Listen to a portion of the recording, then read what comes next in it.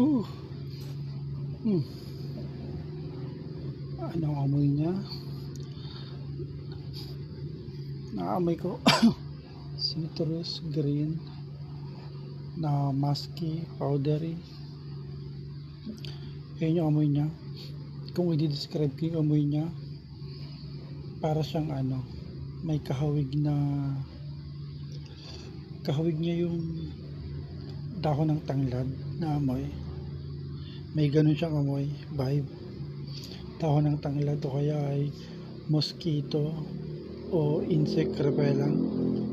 Yung lotion na ganun. Parang ganun, insect repellent tapos nilagyan lang ng maraming citrus.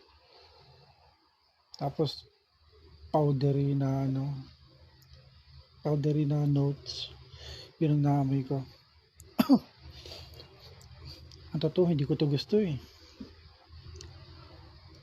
Kaya binigay ko to kay Pama.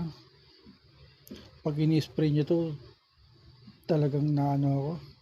Minsan nauubo ako. Tapos umugong ang pandinig ko. Lalo na kapag ginagamit ko sa sarili ko. So, ayun. Ay, nakalimutan ko.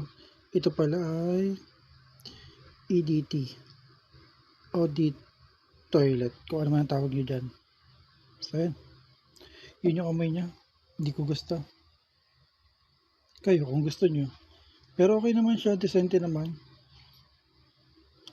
Ang lang talaga, ang sharp nung citrus niya.